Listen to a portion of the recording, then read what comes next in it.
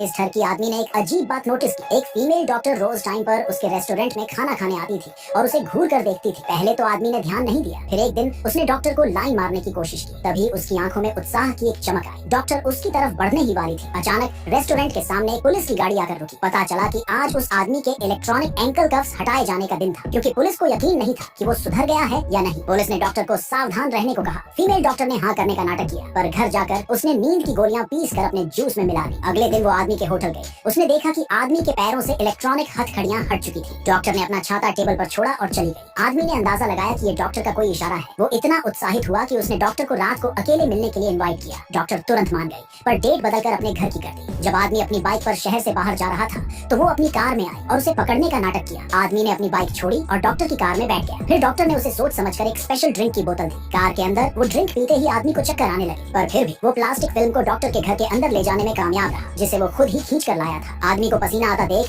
Doctor ने उसके कपड़े उतार दिए। फिर उसने तौलिए से उसका पसीना पोंछा। आदमी ने एक लंबी सांस ली और बेहोश हो गया। जब वो दोबारा उठा तो वो उसी प्लास्टिक फिल्म पर पड़ा था, जिसे वो अपने हाथों से खींच कर लाया था। उसका मुंह बंधा हुआ था और वो बंधा हुआ था। तभी आदमी को एहसास हुआ कि वो एक और वहशी के चंगुल में फंस गया है। फीमेल डॉक्टर को असल में ये आदमी पसंद नहीं था, पर वो उसकी बहन के शानदार कुकिंग स्किल्स की वजह से रोज उसके रेस्टोरेंट में खाना खाती थी। पर जब से आदमी जेल से छूटा है वो अपनी बहन को पीटता रहा है। जब भी पुलिस पूछताछ करती वो बस झूठ बोलती कि वो गिर गई। उसके इस अंधे बचाव के आगे पुलिस कुछ नहीं कर पाती थी। फीमेल डॉक्टर इस सब में शामिल नहीं होना चाहती थी, जब तक कि एक दिन उसने रेस्टोरेंट के दरवाजे पर एक नोटिस नहीं देखा। डॉक्टर आग बबूला हो गई, क्योंकि जिस रेस्टोरेंट में वो रोज खाती थी उसने उसे ही अपना घर मान लिया था। इसलिए वो किसी को उसे बर्बाद करने नहीं देगी। अपने असिस्टेंट के समझाने पर डॉक्टर ने वादा किया कि वो कुछ गलत नहीं करेगी। फिर डॉक्टर ने एक चाकू निकाला और आदमी को काट दिया। आदमी को धीरे धीरे दर्द में मरते देखकर डॉक्टर के चेहरे पर खुशी की मुस्कान आई। वो सर्जरी में जान बचाने की उपलब्धि का मजा लेने के साथ साथ जान लेने का मजा भी लेती थी। बाद में उसने लाश को टिक्की में रखा और अपने असिस्टेंट को कॉल किया। जल्द ही असिस्टेंट डॉक्टर के घर पहुंचा। उसने माहिरों की तरह एक स्पेशल टूल निकाला